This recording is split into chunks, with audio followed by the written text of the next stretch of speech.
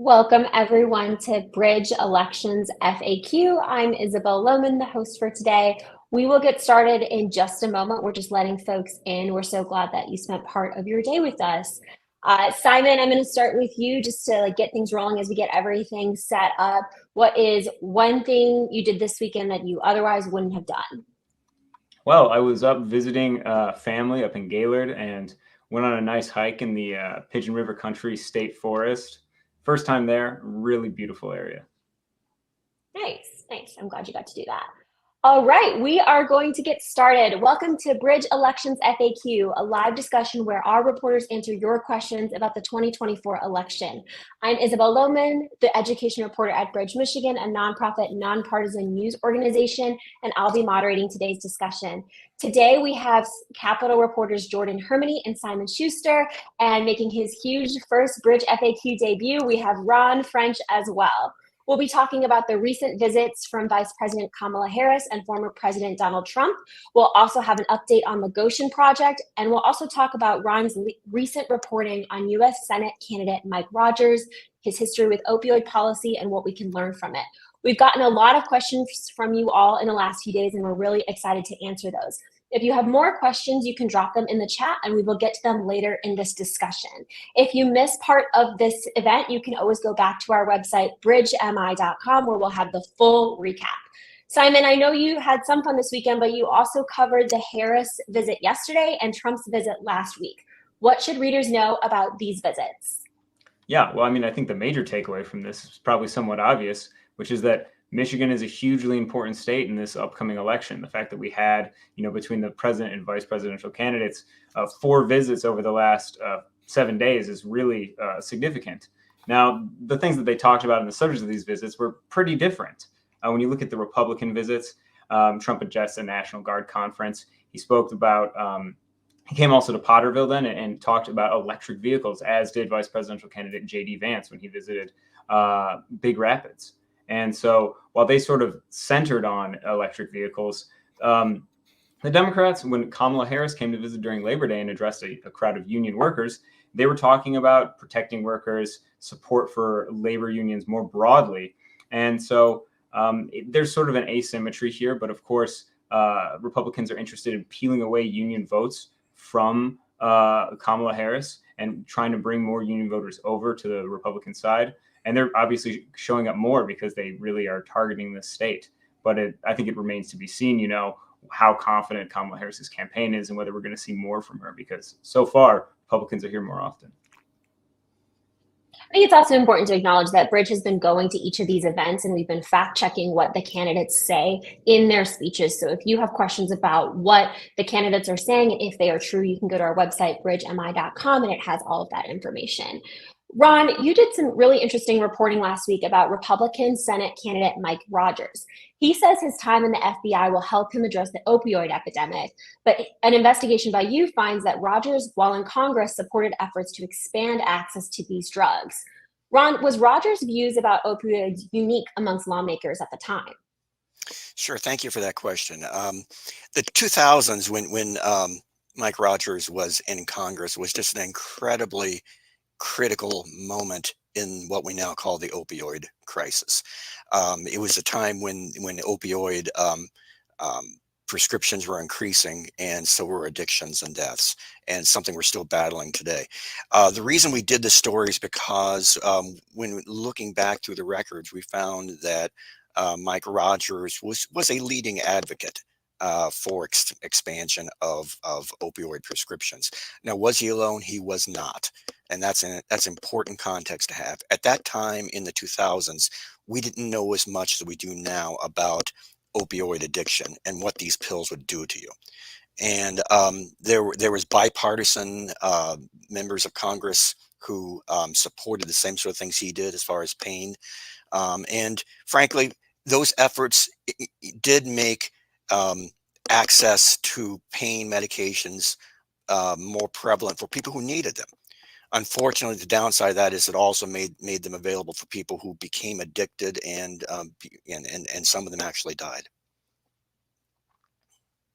Yeah, that's an unfortunate reality of what we saw. You also looked into the drug company's campaign contributions into Rogers' previous campaigns. What did you find? Right. Well, as we said, he wasn't alone, but he was considered a champion for the pharmaceutical industry at the time.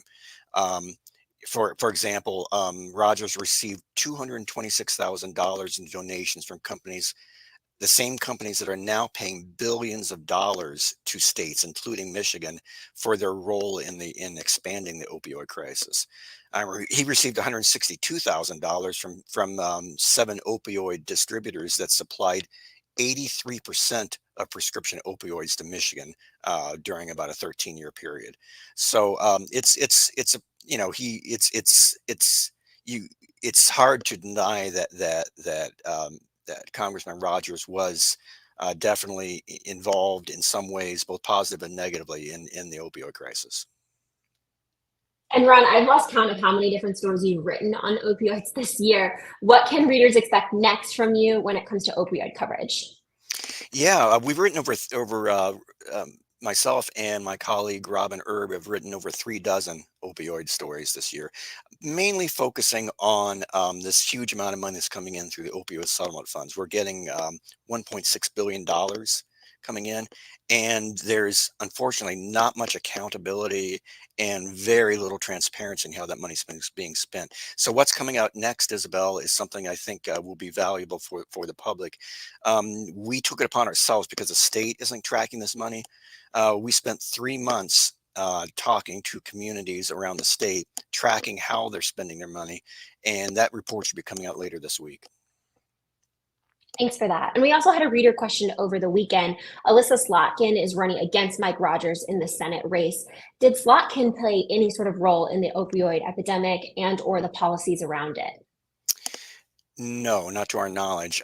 She was in Congress just recently, and so the policies that impacted the opioid epidemic were really put in place. Either the actions or the inactions were taken during the 2000s and early 2010s before Slotkin came to Congress. Thanks for that. Yeah, she just took office in 2019, so I'm sure we'll be learning more with time. We have other reader questions in here. One question a reader had is they had reservations about voting absentee because their party is not the majority party in their community. Simon, what safety mechanisms are in place to ensure that ballots are secure? Yeah, there's sort of a chain of custody that takes place when someone votes absentee. First of all, before you drop off your ballot, you place it in a secrecy sleeve so that it can be readily viewed, and that sleeve is signed.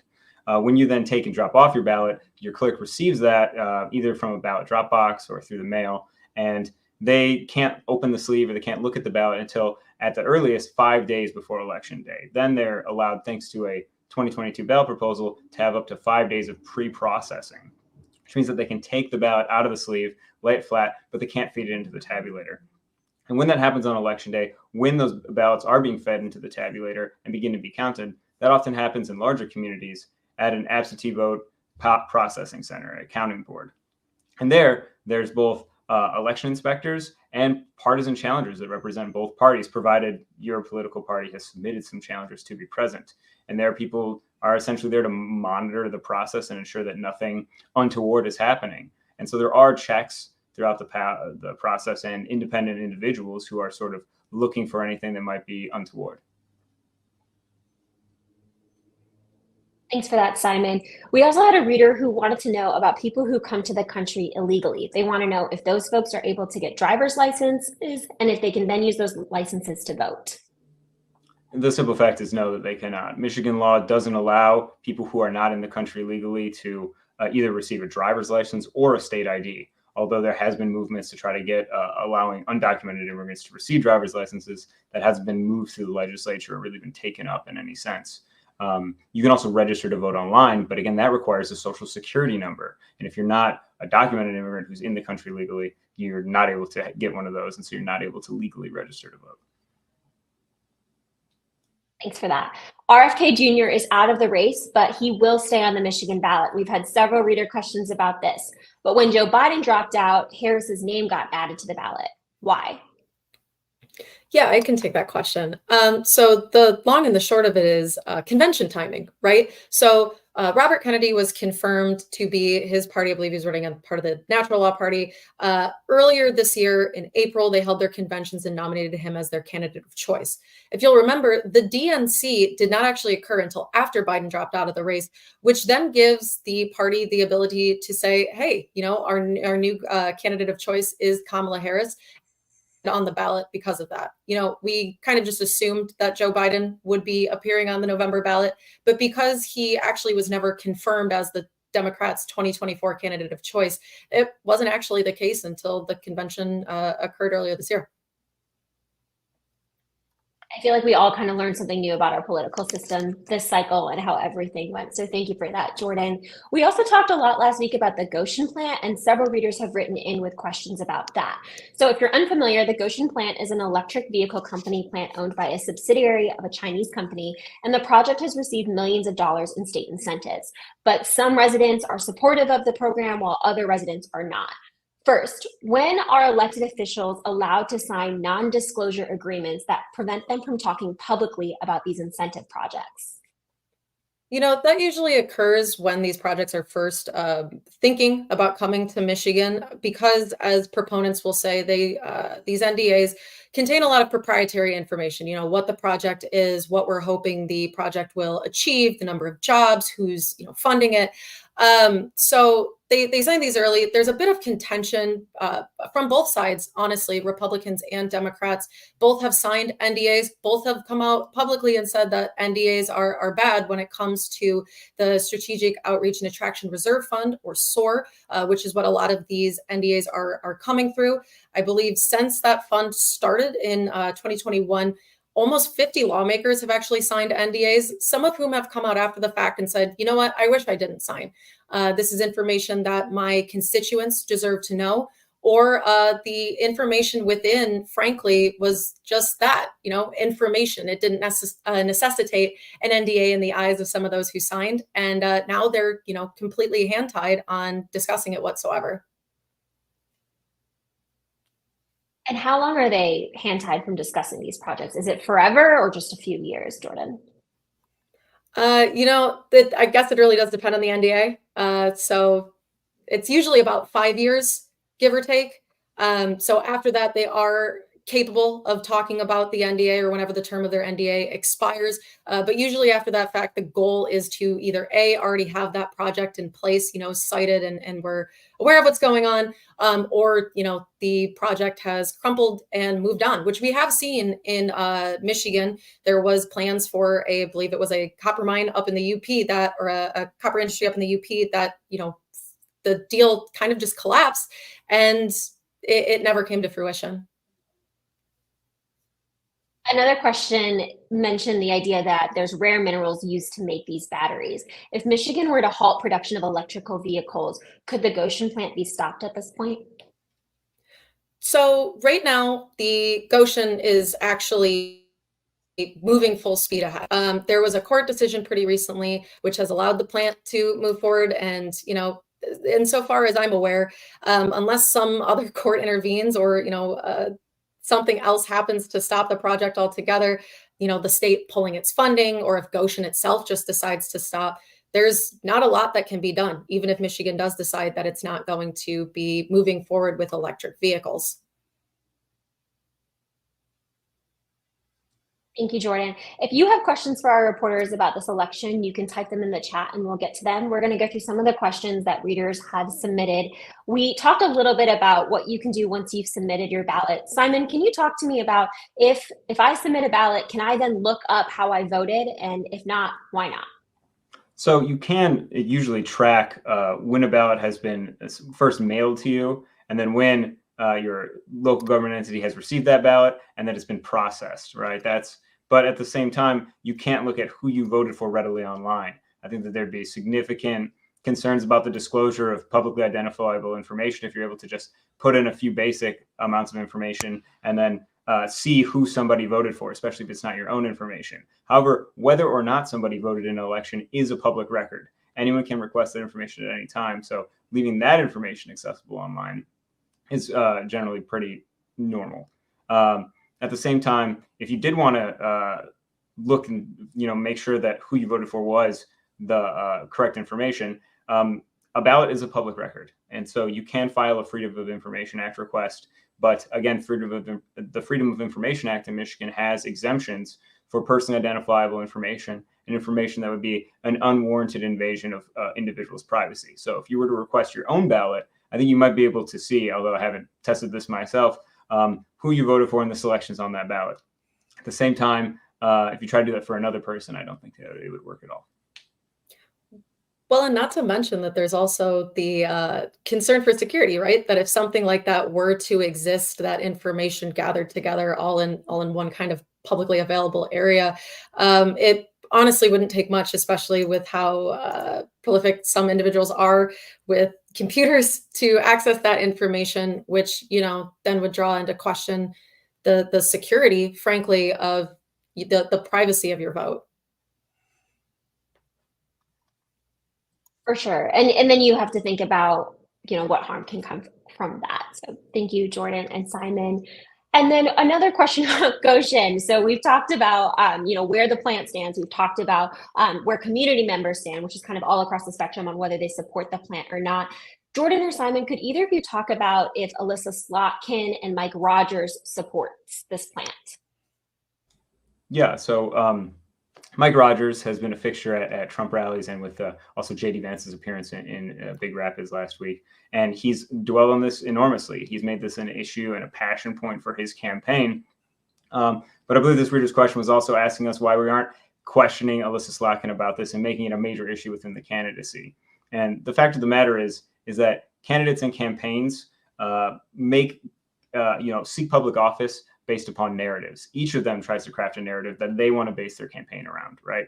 And so we have a journalistic responsibility not to sort of kowtow to either candidate's narrative, but instead, do independent coverage that doesn't rely on sort of the talking points and issues that they want to make the individual election about. So while we're going to report on the issues that candidates are emphasizing, we also have to be able to create that balance and ensure that we're not kowtowing to one side. And also, of course, Gotion was not in her district, but of course, it wasn't in Mike Rogers either.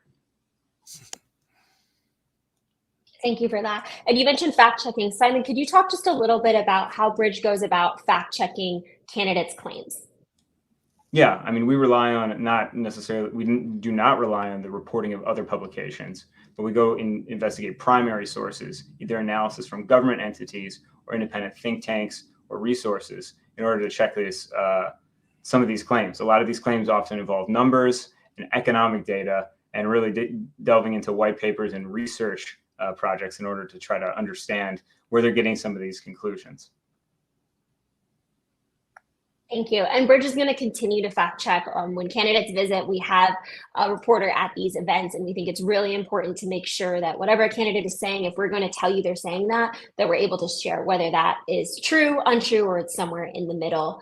We appreciate you all being here today. If you have more questions for us, you can always ask us at bridgemi.com, where we have an elections tracker and we have a link where you can ask questions. We're going to continue to have these events once a week, typically on Mondays at 11:30 a.m., so we can continue to answer your questions. And if you have a very specific question from this and you want to reach out to a reporter, all of our emails are on our website as well. Thank you for being a Bridge reader. Thank you for spending part of your morning with us. If you want even more political news, you can go to bridgemi.com/sign up for our free Politics Watch letter. And if not, we'll see you next week.